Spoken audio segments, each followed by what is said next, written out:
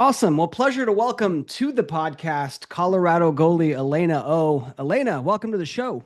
Thank you for having me. Of course. Thank you for being here. I'd love to hear the story of the very first time you jumped into goal. Do you remember that? Yeah, so the first time I stepped into goal was almost 5 years ago. So I just decided, I think right after my freshman year of high school, I decided I wanted to play lacrosse. And so I was going to go try and do some work with my sister's club team. But like I wanted to know what I was going into. So my dad set up like a 6x6 PVC pipe goal in our basement. And that was the first goal I stepped into and just took some shots, learned the basics, and then went and met my new coach, and then everything just went from there. I like it. A lot of times goalies ask me, is it too late for me to start? And you just said like 5 years ago, and I'm like, well, so you're a sophomore in college. I'm doing the math, and yeah, you started your freshman year, and now you're playing, at a great D1 school. So, to those goalies who say, "Is it too late to start?" How do you respond to that? I would genuinely say it's never too late to start. Like if you find something that you really love and you really want to do. Like I mean, I started playing just for fun, just because I wanted to. Like I didn't go into it with the goal of playing in college, playing even for like a good club team. I just wanted to play and like try something new. And then like as I kept working, I literally just loved what I was doing and realized that I didn't want like I knew I started late and I didn't want my like journey to end so quickly. And so I Hmm. was like, I want to play at the next level because I just want to keep playing. Oh, And so cool. I just kept working, kept looking, and just tried my best to do what I love. But Right. it's Well, that it's never too late to start. I totally agree. And also, I mean, I started playing as a freshman in college club, Hmm. right? And that's kind of where my lacrosse journey started. And I had an amazing experience. So, it kind of depends what you want to get out of it, right? If you do Yeah. start as like a 10th grader or an 11th grader and you're like, yeah, I want to play D1, it's going to be challenging. Like that'll be a challenge. Hmm. But, if you say like, I want to start playing as a 10th grader or an 11th grader, and I want to make friends. I want to have an amazing experience. I want to learn all of these life lessons that this position and this sport can teach me. Then never too late to start, right? There's a Yeah. lot of girls from my high school that joined around the same time as me just because we needed more players on our team, and they ended up like loving it. Two or three of them are going to play in college now just because they loved the sport like that they just decided to show up to one day. And I just think it's like so cool, the little like community that we created of just like players that just started playing for fun and now just really love the sport and want to keep working at it. Yeah. What do you love about being the lacrosse goalie? What's your favorite thing? I don't I love everything. Like I love the just the way that you get to be like the backbone of your team, the backbone of your defense, and your main job is to like back up everybody else. Like you're the last line of defense, you're who they turn to when it's the last minute. And so if you make an amazing save, everybody's so happy, everybody goes crazy. Like and like it's just feeling proud of yourself that you can help your team and you can get them one step closer to this goal. Like that's my favorite part, my favorite feeling. And then just being able to like direct all the defense, be a part of a group. I played like more of an individual sport growing Mm. up, and so being able to be a part of this team and be such a crucial part of a team, it like just gives me a feeling that like it doesn't match any other. Yeah. 100% agree with that. And that even gave me a little bit of chills right there. Just thinking about that. Cause yeah, Hmm. it's like I played individual sports as well. I also played team sports growing up, but nothing like had the camaraderie of the sport of lacrosse, I think. And Yeah. just the way that also the goalie is very respected and it's go get the goalie and you make a save and everyone's just going nuts for the goalie. I love that. I love that aspect. Hmm. And I'm like, I want to be that guy making those saves. And so that was a huge element for me. So you love everything about it, even those thigh blasters, even those shin blasters. Yes.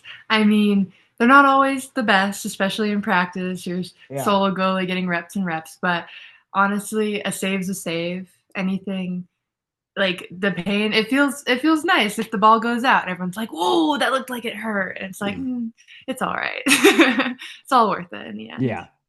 The only ones that really sting are the ones that hit you and then go Yeah, into the goal, the right? inner thigh grazers. It just The inner that thigh hurts the blasters, most. the shoulder hits Mm-hmm. that go into the goal, and then you're like, I Yeah, didn't. Here I am and you're sitting just with sad. a bruise now, and I didn't even make a save. Yeah, those are All the right. worst. You mentioned playing individual sports growing up. What sports did you play, and how do you think that kind of contributed or helped you become a better goalie, if at all? Yeah, so I actually did more of an untraditional sport, but I did competitive jump rope from kindergarten to high school, so even while I was playing lacrosse. And we had a large team, but there's many individual events and like even our group events, it's no more than like 4 or 5 people, and you're still doing like an individual part. But I did that all the way through from kindergarten to high school. And honestly, it was hard, but it did help me gain a lot of skills that were helpful to lacrosse. Just general teamwork and respect first from the program I was in, but then also like more technically like footwork. Right. I've been told I have pretty good footwork just because of all the jump rope I've had to do, and I also like I gained my best friends through the program I was in, and so like they helped me and supported me all through like going through lacrosse, even when I had to like dip out a little bit on jump rope to start growing my lacrosse. But Oh, that's cool. Talk to me about competitive jump rope because, first of all, I recommend that all lacrosse goalies jump rope. I'm a huge advocate of jumping rope. It's like, you're moving your hands and your feet in rhythm and you're doing this plyometric workout. And both of those things are very applicable to lacrosse goalies. Like if you can't move your feet and your hands in rhythm to jump rope, like you're not going to be able to make yeah, saves, right? Like yeah. it's very related. But competitive jump rope, I think is a little bit more than that. Like are you doing like tricks and or is it more like speed or what's the Yeah, so it's kind of hard to explain, but I would say most similarly, it's like gymnastics in the way that there's a bunch of different events. Some have different ropes. There's like the single rope, the one that everyone mostly knows, the single rope, and then you have freestyle, which is like tricks and skills, and you have different levels of that with like 2 people, 4 people, and then there's speed, and so you alternate your right foot and your left foot, and you're trying to get as many jumps in like the certain time limit. And then you mm, also have double dutch, and in double dutch you have freestyle and speed. So it's the one with 2 turners and 2 ropes, and there's like different levels of people in doing different tricks or speed also. So there's a lot of different technicalities to it, but yeah, yeah. yeah. I've seen videos on TikTok or Instagram of the speed one, and it's like those guys are kind of like hunched over Yeah. and they're just You like like yeah, you get a really short rope and then hunch so that it yeah. goes over faster than just yeah. Yeah, yeah, they get it going fast. So yeah. when you play lacrosse now, is jump rope a part of your training? Honestly, it's not really. Mm, It definitely in high school, I was doing both at the same time, so it did help. I yeah. have kind of done less jump rope now just because of all the stuff we do for lacrosse, but I do think it's something I could incorporate and probably should incorporate because it is very helpful to just footwork and just keeping your rhythm and again, using the hands and feet separately. It Yeah. is helpful. Yeah, yeah. The other thing it probably taught you is, like when you're like I wrestled, which is kind of like this individual sport, but like there's a team element, right? Yeah, Right. And yeah, so like but when you do an individual sport, like you only have yourself to blame. You know what I mean? Like, yeah, it's not like a basketball or soccer where like, oh, my teammates this, my teammates that. And it's no, it's like it's all on you. And it kind of teaches you yeah. that responsibility and that ability to handle the spotlight that is on you when you're a lacrosse goalie. Would you agree with that? Yeah, definitely. I think that like being a goalie in lacrosse, it's one of the most individual parts of the whole team, but it's still like you're still such a big part and you still move all your chess pieces. And something that jump rope also taught me, especially with group events, is like it's okay to make mistakes. Like Mm, it is individual, it is a lot of pressure on you, but like sometimes you're gonna make mistakes, sometimes the other parts of the group is gonna make mistakes, and like right. that's okay. You just to like keep helping each other grow because blaming people just doesn't do anything helpful. Totally. Totally. 100% agree. How do you recover from a mistake? Yeah, so I am pretty hard on myself about mistakes, especially in games and especially being a freshman last year in the goal. It was a I put a lot of pressure on myself, but Mm, honestly, my like kind of mental recovery, I write relax on my wrists that I can see through like the slots of the gloves, and so I usually just squat down, stare at the ground, sometimes close my eyes and take a deep breath and like honestly just remember relax and like it doesn't matter. Like it doesn't really matter that much. Just have to Mm. move on to the next one. So you can replay the last goal as many times as you want. And like sometimes it's helpful if you're looking for ways to fix your technique, ways that things went wrong, but it's not helpful to just um, think about the mistakes. So just trying to keep moving forward and keep being ready for what's coming next. Because in the grand scheme of things, it's not what happened, it's what's going to happen that really matters. Right. Right. And if you're still mad or upset about, that previous play, I mean, Yeah. it's gonna impact your ability Yeah, to definitely. see the ball, right, and remain in the moment. So yeah, I like that. Relax, relax. Um, and yeah, just having that perspective of like it matters, but like in the grand scheme of Yeah. things, like, in the grand scheme of things, like you are playing a game and it's meant to have fun. And Yeah. if you lose the game or you have a bad game, like it's not going to change literally anything. Like none of your relationships with your teammates, your friends, your parents, so Yeah. in that way, it doesn't matter. But Yeah. cool. So your dad creates this little PVC pipe. Your dad played lacrosse too, didn't he? He played in college. He played at MIT. He was not a goalie. He's taught me everything he knows or everything that I know, but everyone always thinks he's a goalie, but he's not, he wasn't. But Yeah. yeah, he played in college. So Okay. So he gets a PVC pipe goal, and then does he kind of teach you the basics of being a goalie, or how did you go about learning to be a yeah, goalie? he did a lot of research with you and with Goalie Smith. He'd always be like, "Oh, did you see this thing on Instagram?" I was like, "No," but he taught me the basic movements. I got all my basic gear, and he would just Yeah. shoot shots of me until I was comfortable. And then, honestly, for the last 4 years, that's how I've grown. Is just he learns more things, teaches me more things. We like communicate about what feels weird. I'm things that I'm confused about, like what should I do in this scenario, and he's Ah, he's really taught me everything that I know. that's cool. Does he still send you Lax Goalie Rat and Goalie Smith Yes. videos, or is he Yes, he Oh, yeah, he does. still does. Lax Goalie Okay. Rat, Goalie Smith, Focus Yeah. Lacrosse. And I'm Yeah. like, Yeah. and this time I'm like, I have seen it. I did see that one. Yeah. Yeah. Yeah. Oh, I love it. What was an example of something that, like you said, like something didn't feel right, and we talked about it and worked it out? What do you have any? Does anything come to mind? Yeah, I would say honestly, my low saves, it's something that I've kind of changed. I'm pretty tall. I'm 5'11", and so low saves were always I wouldn't say a challenge, but I know that shooters, if a goalie has a tall stance and they're tall, they'll be like, okay, 5 hole. Like that Hmm. goalie's not good at 5 hole, go 5 hole.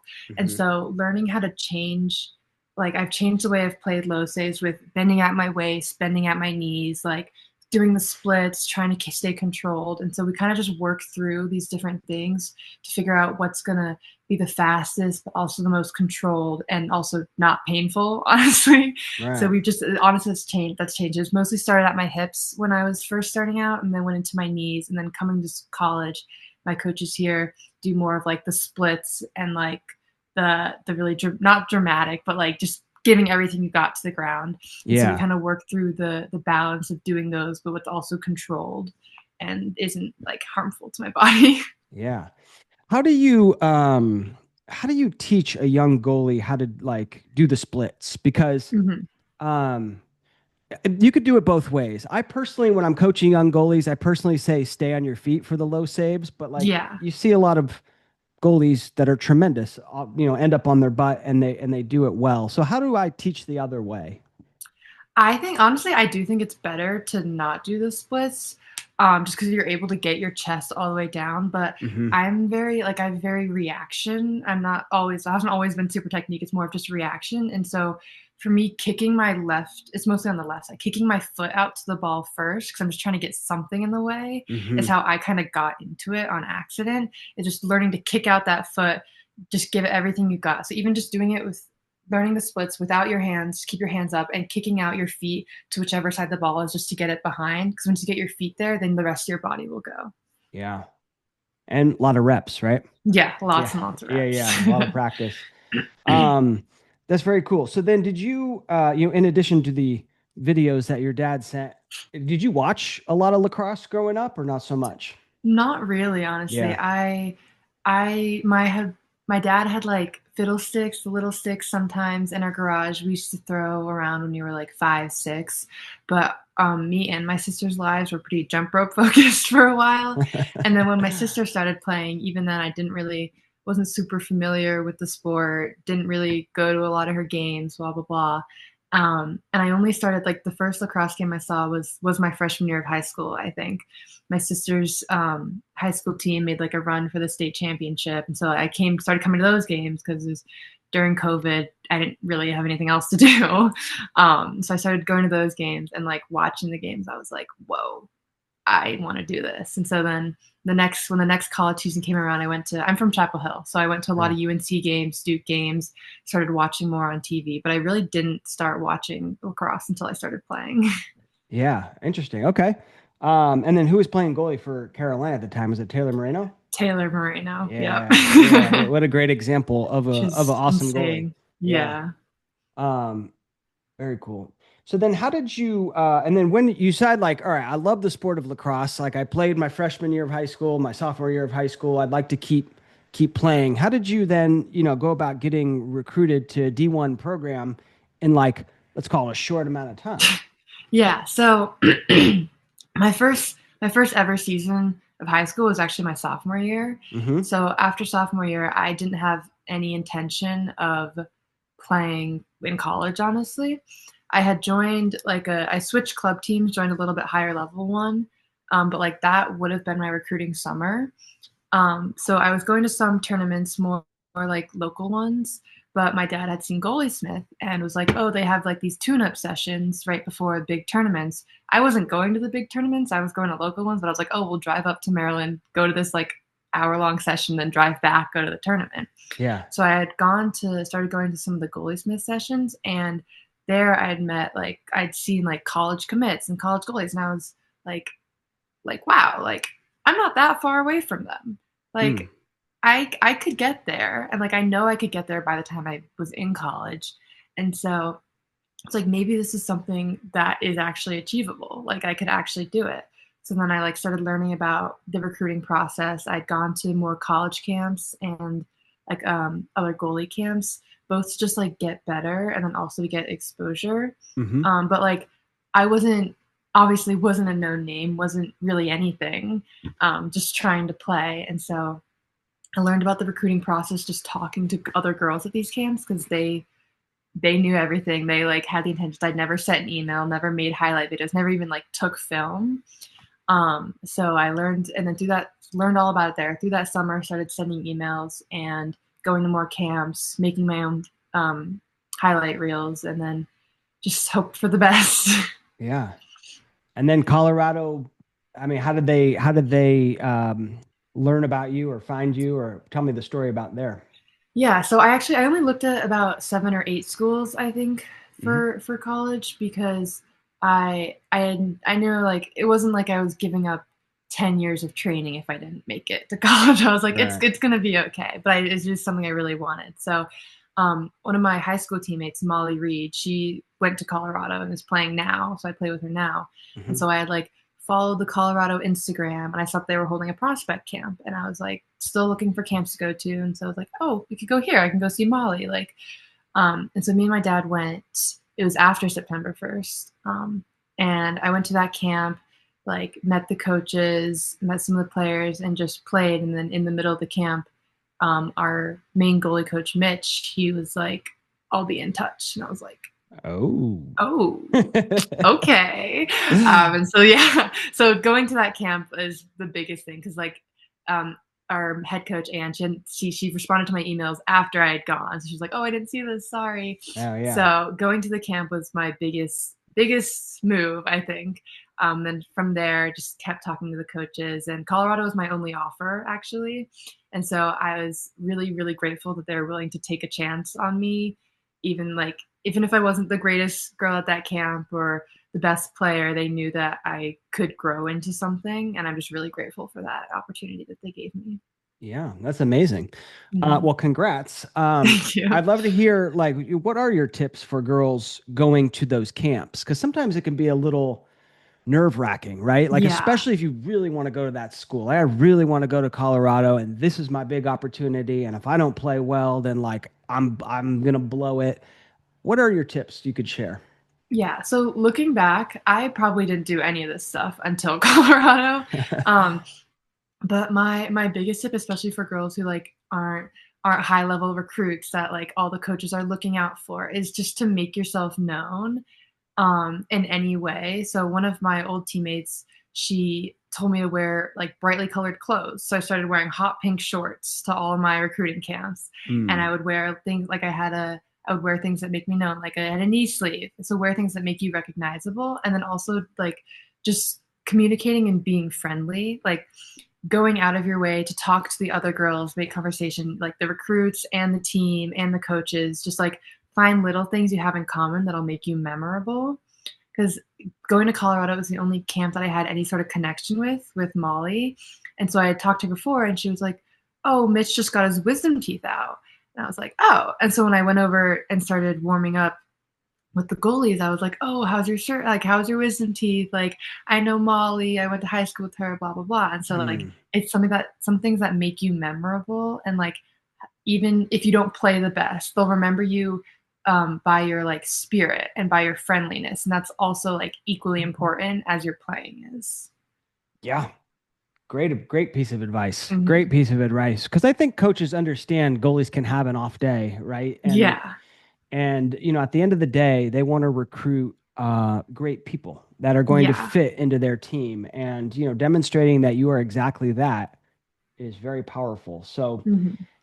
and I like that bright pink shorts, bright pink knee Yeah. sleeves, stand out, Yep. right? Okay. Stand out. All right.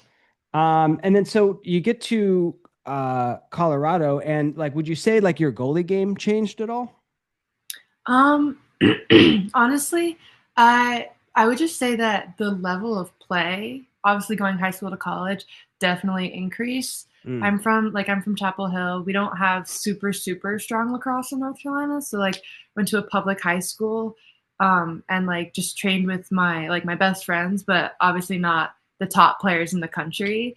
And so going to college, it was a pretty big shift from just the level of play, and so going into that, just being getting more confidence and being prepared for these harder level shots, this faster Yeah. level play was Yeah. definitely important. But I was trying to grow my game, pretty much just being more comfortable. And then, like halfway through the fall in October, I actually broke my thumb and I was out for the rest of fall. Oh, So I wanted to grow my game, but I couldn't play. yeah. And so I was still trying to work on changing things that I could without my hands, like again, like low shots, getting my body down, working on stuff like that was the biggest changes right away. And then going back into the spring, like again, wasn't expecting to play, so I was just trying to again like get comfortable with the level of shots I was seeing again after not playing for a few months. Yeah. And then at that point, when I did start playing, it was the biggest like change I had to make was my confidence and Right. just being prepared for anything, being confident in myself and in my team, and like knowing that I do have the ability to make these saves. I just don't overthink it. Yeah. Um, Shoot. So I didn't know you had a thumb break. That what a Yeah, bummer. What a bummer. How do you a lot of goalies suffer that injury, unfortunately. It's just so common. yeah, Um, how do you, because there's a confidence level, of playing goalie that like goalies with no broken thumbs struggle with, but then you also have this like fear of like, am I going to re-injure it? Or like, yeah. maybe I don't drive my hands as hard as I once did. How do you like regain that level of confidence? Yeah, so I think the first thing for me, which is like something so small, but we got new gloves. We had just gotten new team gloves, and so I broke my thumb in the cell fives with like the plastic sheath, and the Yeah. plastic it had the gloves broke, which is why my thumb broke. And so getting like honestly new gloves, I was like, okay, like it's not gonna happen again. Okay. And even just like even if I broke it going under because I was here and it hit the ball hit my thumb backwards, so I Your was a little left bit, hand? yeah, it was my left hand, Oh, which wow. is Okay. You're kind of untraditional. non-dominant hand. Yeah. Yeah, yeah, yeah. So I broke it going backwards and while I was going under. And so when I did start coming back to play, I was nervous about going under. Um, and was a little bit hesitant. So to like fight that, I was like, okay, it's okay to be a little nervous, but I'm just going to go over. I'm just going to work on going over as much as I can. And it'll bring being getting that spot back is going to make me confident in this Mm. spot. And so Yeah. then I know that if I am react, I will react under. I can react over. Like just knowing, giving me a backup plan, and then also just repping these shots over and over and over again, just to get more confident in it. Okay. What gloves do you use now? We have the Maverick Maxes, I'm pretty Maverick sure. Maxes, yeah. Hmm. And do you have like anything additional in there, or you just go I with don't. I gloves? kind of want something, Yeah. honestly, but I'm not really sure because I didn't break up here. I broke down here, so I would Okay. need kind of a inside glove, and I'd rather have more mobility Yeah. than like the stiffness. But I do know one of my teammates, she graduated last year, but she had broken her thumb like 3 times, and so she had a little plastic piece inside of her gloves to Yeah. protect it too. That's cool. Yeah, that's smart. I think I Hmm. would do that if I was playing Yeah. college these I'm days. definitely looking for something like a little bit thinner, so it's not a little bit awkward, but kind of do want the extra protection. Yeah, yeah, I hear you. And Mhm. then, you know what's funny? I just posted a couple days ago a video all about how I think you should always go over the top Mhm. off stick hip Yeah. for a bunch of different reasons. But I didn't even mention the protection piece because you're right. Like, I mean, you're just like your bottom hand's never going to get hit. I shouldn't say Yeah. never, but it's less likely to Yeah. get hit if you go over the top versus like coming underneath, and you might get hit like that. So, Yeah. for those reasons, huh? For those Mhm. reasons, we should go over the top. Exactly. Speed and protection. Speed, and, yeah, yeah. And did you see that video? Did your dad send it to you? Maybe. I've been kind of busy the last few days, No, all grooming it and good, all everything. good. So my Mhm. whole theory was like, I'll just recap it real quick because I haven't talked about it on the podcast, but it's more Mhm. direct, right? Like Yeah. ideally, like, if you're going under, your top hand still goes in a straight line, but it's such like a bad habit for goalies to kind of come down Yeah. and To like then, yeah, to like stick. swoop, right? Yeah. But if you're going over the top, like it's just this direct, it's very hard to not go in a direct line. That was my first Yeah. point. Second is like if you come underneath, like my back shoulder instantly starts wanting to like Yeah. turn, you know what I mean? Whereas if I stay over the top, like it's very easy to keep it square. Yeah. And then there Something were, I've heard too go from ahead. just like Goalie Smith or my dad is like going under, if the ball bounces, you're kind of stuck. Like you're going backwards. But like if you're going over, you can rebound up, you can get all the way down. It's kind of you have more like Yes. versatility. And Yes. I know I've gotten some because again, the splits, my foot always reacts first. It goes out. So if my foot goes out and my arms go over, then I'm able to like be on the ground and get the ball Yeah. just like falling, pushing to the ground. And it's a lot, you can reach more than you can if your foot goes first by going under. So I definitely worked Yeah. on going over more than under. I definitely agree with All right. that technique. We're two over the top goalies right Yeah. here. That was actually Yeah. that was actually my third point Yeah. in that video, which is like if you misread it, because it happens, like you might Yeah. think it's going hip and then it comes high where I go underneath and now I'm trying to like come back up, and that's a Yeah. extremely hard save. But if I'm going over the top, it's easier, I think, to adjust high, but it's also easier Yeah. just to continue to go low. Um, Yes. okay, over the top. And Mhm. then there's this old movie with Sylvester Stallone about arm wrestling called Over the Top. Have you seen it? I have not. Best movie about arm wrestling you'll ever see. I'll Put a little clip in there. have to check it out. Yeah, or don't. It's not. It's not that good.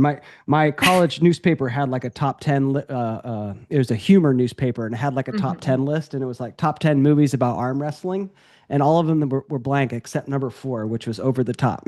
Let's say I don't know. I didn't know there were 10 movies about arm Yeah, wrestling. that's it. That's the only one. Talk Mhm. to me about training with Goalie Smith. You mentioned kind of doing it in high school, I guess, driving up there and training with them, and Yeah. I think you still do it, right?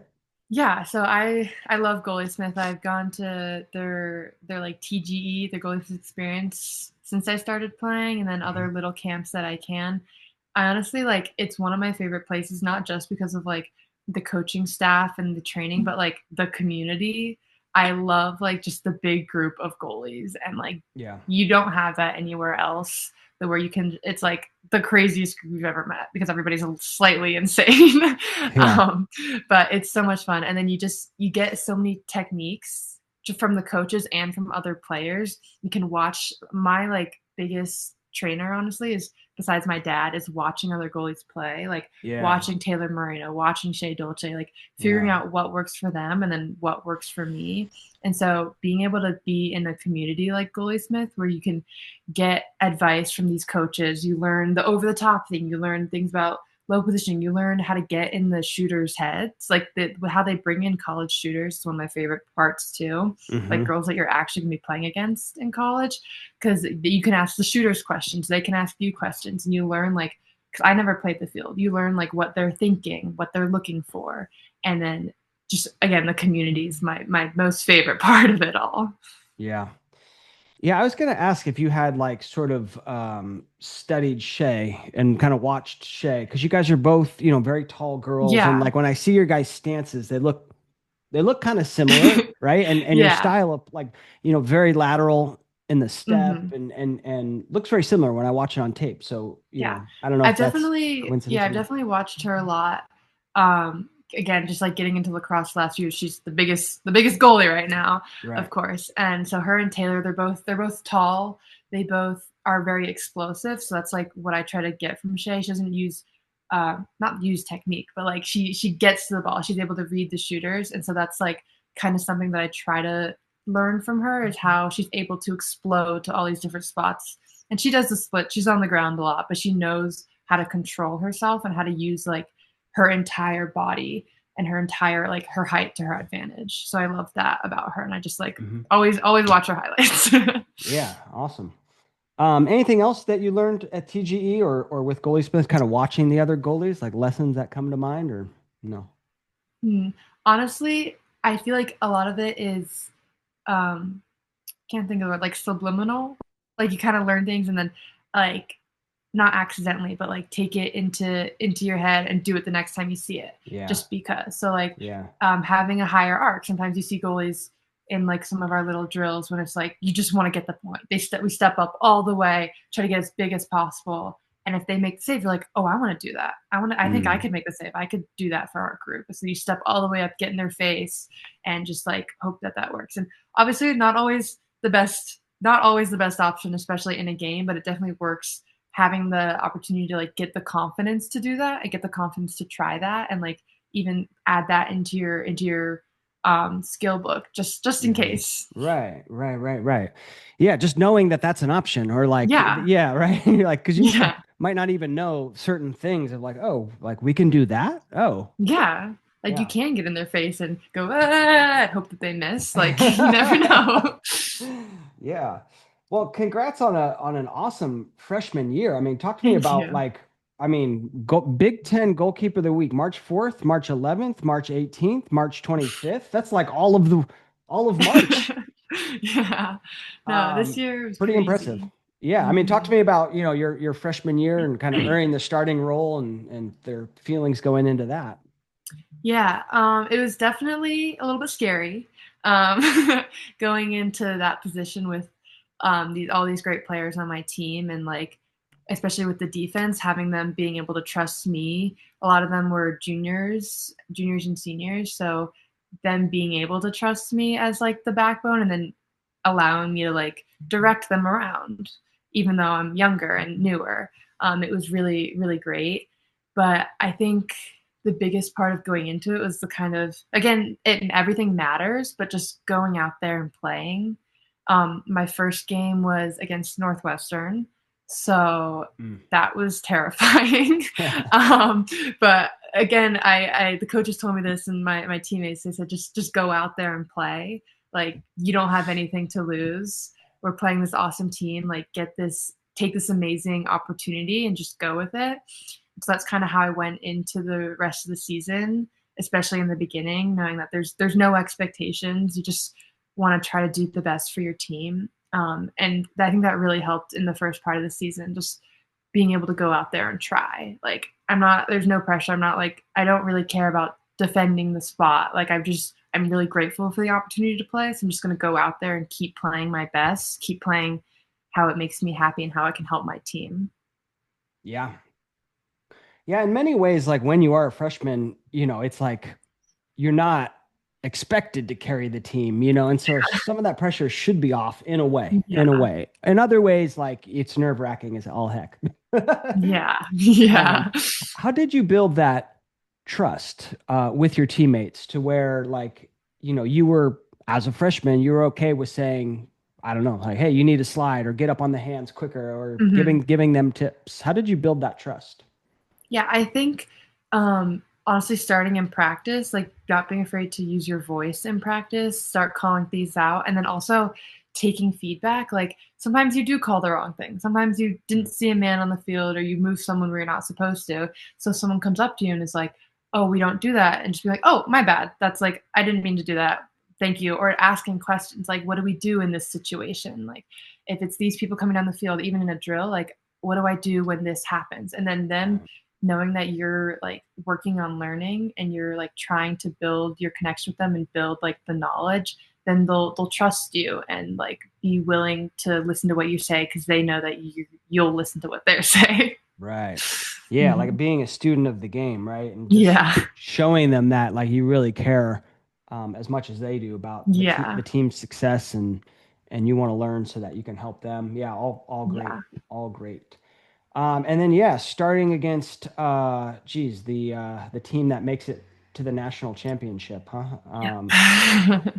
Pretty tough, pretty tough. But then very next game, Army versus Colorado. That was like the first one where I saw a highlight, and I was Mhm. like, Elena Oh, I know her because we haven't mentioned this yet, but you did a summer internship with me a couple years ago, and so we Yeah. we got to know each other through that. And then, I see Elena. I remember you had mentioned, I'm heading to Colorado the following season, and there you are. And I did a video of that game, and Hmm. wow, I mean, you just played lights out, lights out. How'd that feel? Thank you. Honestly, it felt really good. Like Yeah, I've I don't know what percentage I had in that game, but I've never had that percentage. I think it was like 667. Like I never 12 had saves on six yeah. goals against is exactly I have never 60.6 repeating. But yeah, I had yeah, never played like I'd never gotten that even in high school. Like I've never played a game like that well. And so I think coming off of the Northwestern game, we lost 20-5. Like right. it was rough, but even just like getting a little bit more comfortable. And then honestly, that game, it was a ranked opponent that we knew that we had the potential to beat. And I knew that like again, just gonna go out there and Hmm. try my best. And like our defense played amazing, our offense played amazing. Um, and so just the whole team effort and like every single save, every single goal, every single just defensive stop brought everybody up a little bit more. And it just like we had the confidence we could the team brought me through that. And so I just like the whole energy of it all Yeah. really, really allowed me to play how I did. And like I'm so grateful because that game also helped me build my confidence going into the next ones because I think we played like Michigan next or something like that. Right. So playing like that, it did help me build my confidence, know that like I do belong here. I am capable of like being in this position and just like solidifying my like my place on the field, I think. Yeah, that's amazing. Yeah, you guys started last season five straight games against ranked opponents, Yeah. including number three Northwestern and number five Michigan. So Yep. I like it. I like it. I was going to mention in that game against Army too, going back to like building trust. There's one clip where like you make a save, beautiful save on the doorstep, and it kind of I think you get a piece of it with your stick or your helmet, and your teammate chases it out, right? And wins possession. And you could kind of see how fired up you get for the teammate. And that's Yeah. kind of another thing where like if you're pumping up your teammates, like they're gonna do the same to you and you're gonna earn that trust, right? Yeah. Especially on the defense, like every single ball, every single ground ball, every single like even just stop of a drive, it Yeah. matters. And something I've always done, starting from high school, I think, because my defense wasn't always the most experienced, is like, and some like I know I would be really loud and yell a lot. And so I always wanted my defense to know that like as much as I was yelling for them to slide and then to do this, that I also like recognized what they were doing well. And like when they make a good stop, when they do a good play, even if it gets past them and it gets past me and it was a goal, they still did a good job. And so Mm. that coming from that in high school, I think I brought that to college, and I always want to cheer at my defense and be like, that was a great move, like you did great on that, great trace, great ground ball. And then even with our offense. I'm like, great shot. That was good. So I think just like bringing up your entire team is like another part of the job that people don't really talk about as much. Yeah. A huge if a goalie can do that, I mean, it's just like such a great thing to bring to your team, Yeah. I think. So keep bringing it. Keep bringing it. Yeah, and the announcer did a great job too. What's the facility like IPF or IBF? What Yeah, that was in our IPF. I think it had, IPF. And at one yeah. point he's like, Elena Oh, making some noise in the IPF. Yeah, it had snowed or something that Okay. that weekend, so we had to play You inside. got to play in indoors, huh? Hmm. Do you guys never play in the snow? We don't play. I don't. It doesn't. Well, sorry. I think we started playing. We've played while it's been snowing, but more in practice. I think that it doesn't really snow during games.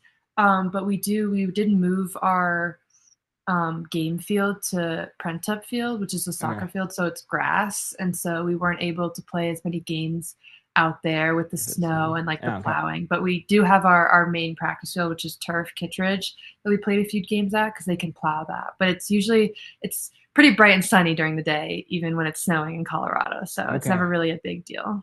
I gotcha. Is it like it's an indoor stadium, right? Does it have like white walls? Or no, is it like easy to see the ball? It is not easy to see the ball. Yeah, Yeah, right.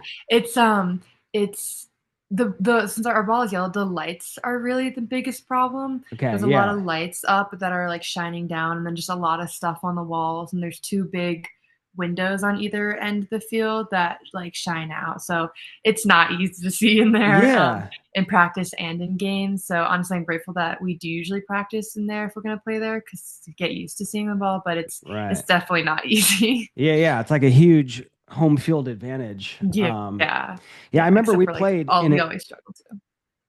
I remember we, Sorry. oh no, it's all good. I remember we played at an indoor game at Michigan and like I just got lit up because it was just like it Yeah, was so hard to see. And of course their goalie's, so used to it. So yeah, he played really well. yeah. All right, cool. Well, like I said, excellent freshman year, and I'm so excited for you to run it back. I'll be watching next season. Thank you. Yeah. We talked a little bit about the mental game, you write and relax on your wrists. Do you have any other Mhm. like mental game lessons that are really important to you? Um, Honestly, I do struggle with the mental game a lot, even just with confidence, having confidence in myself and getting over, like, bad games, Mm. bad play, stuff like that. Because I don't like letting down my team, I think. Um, but I think like my biggest I just have to repeat things to myself. It's just like relax, relax, relax, relax, relax. Like take deep breaths and like remember why you're here. You're here to have fun.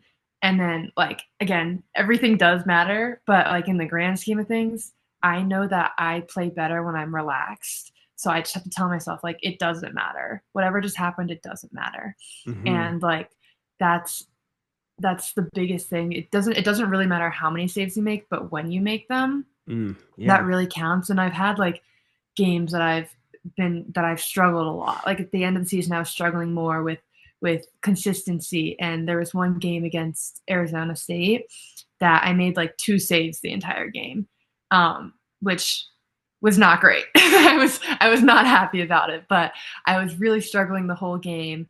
And it came down to it was like the last 2 minutes. We had just called it was like 16-15. We were up by one. Arizona had the ball. We had called a timeout. We are like, we just need the ball back. Like we like made up a whole play. Like we just need to get the ball back. And so Arizona, they brought down the ball.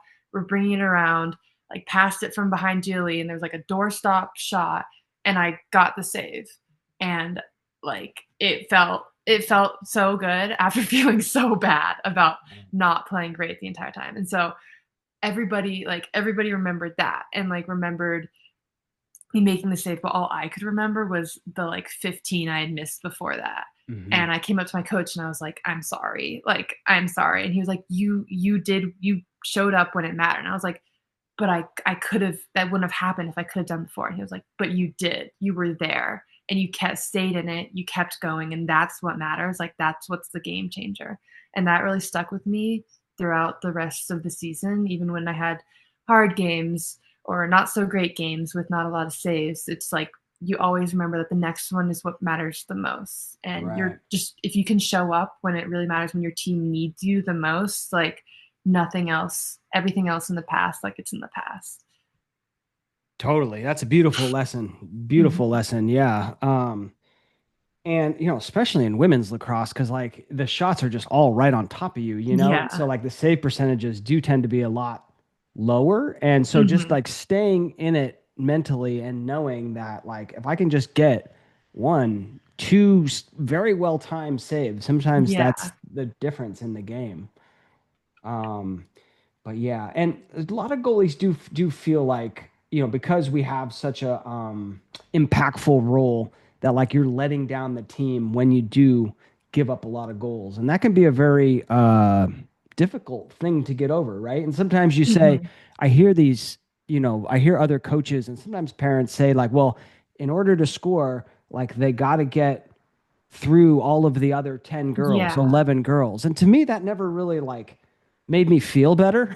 I don't know. You Yeah. know what I mean? Well, it's like, well, I was still there. Like I still let it Yeah. in. I was still there. Like, Yeah. yeah. So I don't know. How are you working on that? Yeah. I totally had an answer. It just slipped my mind away. But I think like it does have to get past everyone else, Yeah. but you are there to make up for their mistakes, and like that is your job. Like but your team, sometimes you make mistakes and your team is there to back you up. And so it's not like Mm. everybody's relying on you. Everybody's relying on each other and you're just another piece, and everybody makes mistakes. So like just recognizing that it's not the end of the world. Like people, it's gonna happen. Yeah. Like it's just something that's gonna happen, something that is hard to accept. And like even especially when you see goalies Shea Dolce like having these amazing games where they're saving everything, like she also has bad games. Everybody has bad games. Sure. So just like remembering that, like, while this is possible, it's not the expectation. And like you can work to make that happen, but like that's what should just drive you. And like in the moment, there's nothing you can like change drastically to get that like 70% save. Like you just have to keep your head in the game, and like letting down the team isn't letting in a bunch of goals, but like losing your mindset. Mm. Like that's the biggest like letdown I think that a goalie can make, is losing your confidence, becoming like a drag. Like you have to keep staying uplifting, keep yourself up, and then keep your team up, because that's what's gonna keep your team up and in the game. I think the biggest letdown is letting down your attitude, not like your save Oh, percent. that's good. That is good. That is, I totally agree. I totally agree. Yeah. And sometimes too, just this process of like talking about it with your teammates can help a lot because Yeah. like goalies, we got these weird fragile psyches where you might be thinking like, oh man, I'm totally letting down my team. And guess what? The other 25 girls on your team are not thinking that at all, right? Yeah. I remember I interviewed Emily Sterling, right, from Maryland, and Mhm. she was saying like, well, I let in this goal at the end of in the semifinals and we lost right at the very end. And they're doing this post game recap, and I was telling all the girls like, oh man, I'm so sorry. Like I'm so sorry I let you down. And everyone was like, no, what are you talking about? Like you didn't let us down. Yeah. Like I was the one that dropped the ball. So everyone was thinking something else. No one was looking at Emily and going like, how could you not save that? You totally let us down. So they're Yeah. not thinking that, but us goalies, we do think that. Yeah. We do. But all right. Cool. Well, thank you so much for coming on, Elena. And like I said, I want to wish you a lot of luck. What kind of stick do you use? Do you know? Yeah, so I have my head, I use the Eclipse 3. Pips three. My dad strings them Oh, nice. always. So Nice. I really like how he does it. And then yeah, so Eclipse 3 with God, what's the side tie titanium Shaft. Yeah. shaft, Yeah. the like attack one. I like Yeah. those. Has a good grip. So I've used Eclipse 2 first stick I had, then moved to Eclipse 3 when it came out because a little bit stronger. Yeah. But yeah, definitely my favorite. And then do you grip like the throat of the stick, or do you kind of like Yeah. you grip all the way Yeah, up I there? usually Okay. have one finger up on the throat, Yeah. kind of like this, and then I have a little tape knob about like this far down that I Yeah. try to keep my hands on just to keep that. Yeah, yeah. One thing I was going to mention is when you did the internship with me, I had you guys create some like instructional videos, and Yeah. and one of them was the ping pong ball drill. Can you tell me what Mhm. that is?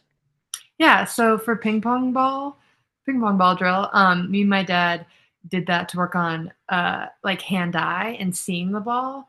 Because honestly, that's something I still struggle with. I can Hmm. move as fast as I want, but if you're not in the right place, it's not going to really help. So the ping pong ball drill just slows things down.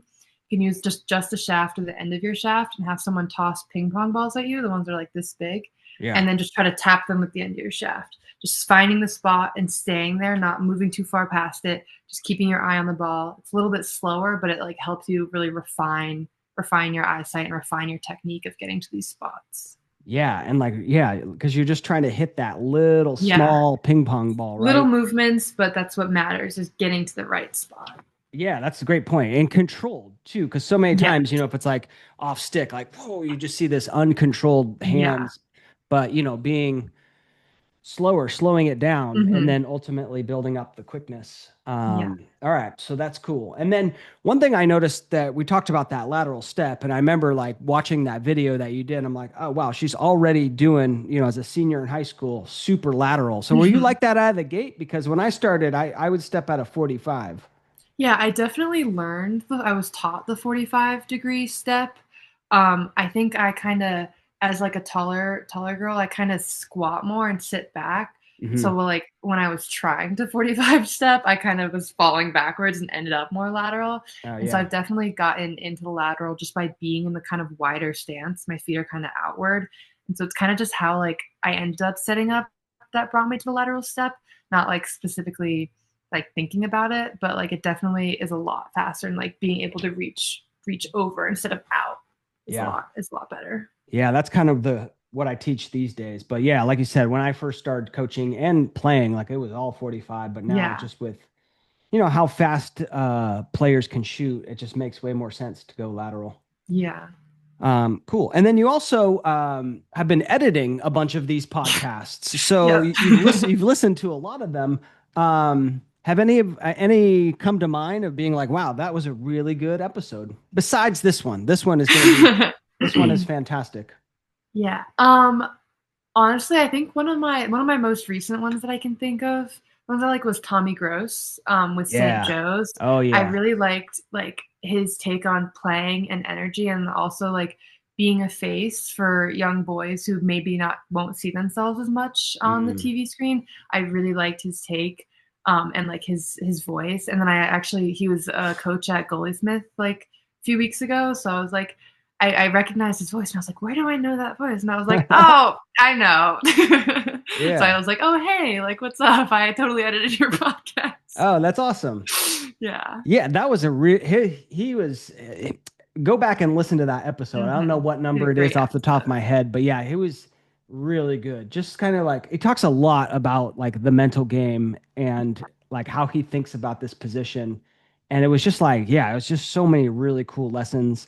And yeah, to his point, like, not a lot of black players play. And so Yeah. if he can like be that face that, kids see and be like, oh man, I want to be like Tommy. Yeah. Um, so yeah, awesome episode. That was a really good one. Hmm. I know you play for or like had tried out for Team Korea. Is that Yeah. I right? Talk to me played about for the that. U20 team at the World Championships.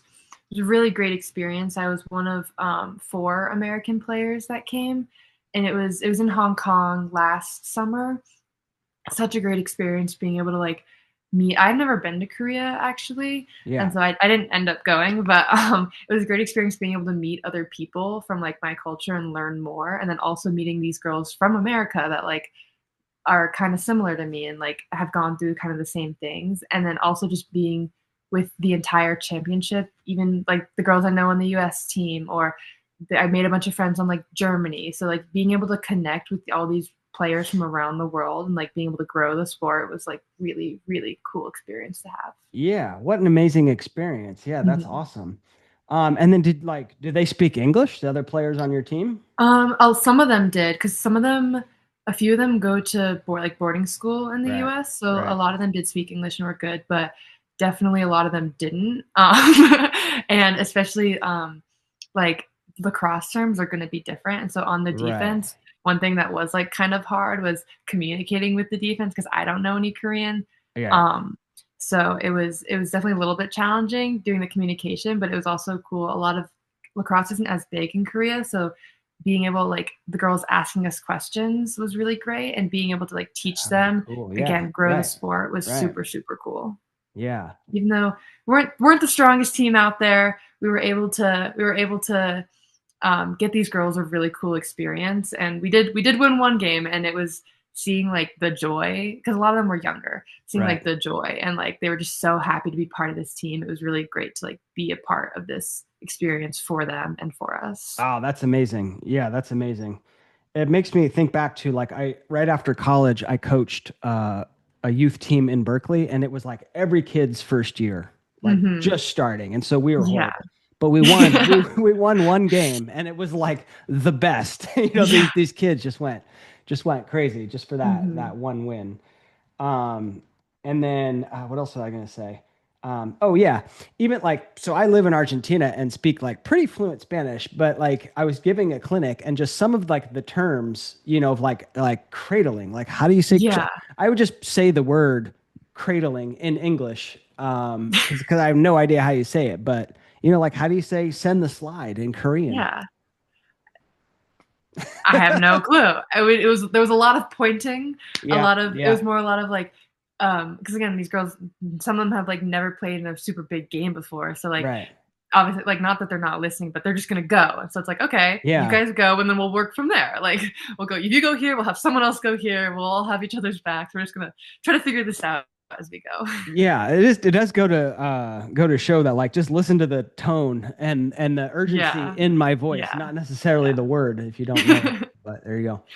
All right, Elena, that was awesome. Thank you for coming on the show. If you had to leave the goalies out there with a final piece of advice, what would that be? Yeah, thank you for having me. I think my biggest piece of advice always, no matter what, will just be to have fun. Have fun with what you're doing. Remember why you're here. Remember why you do what you do. And like, again, something my dad always tells me, especially if I'm getting down on myself, is if you're not having fun, you're doing it for the wrong reason. If you're not having fun, like, not that you shouldn't be here, but like, remember why you're here. Remember why you're doing this sport and doing what you love. And just let that uplift you and let that show in your game. Because as long as you're doing what you love and as long as you're having fun, like, you're going to play great no matter what. Well said. Thank you so much. Thank you.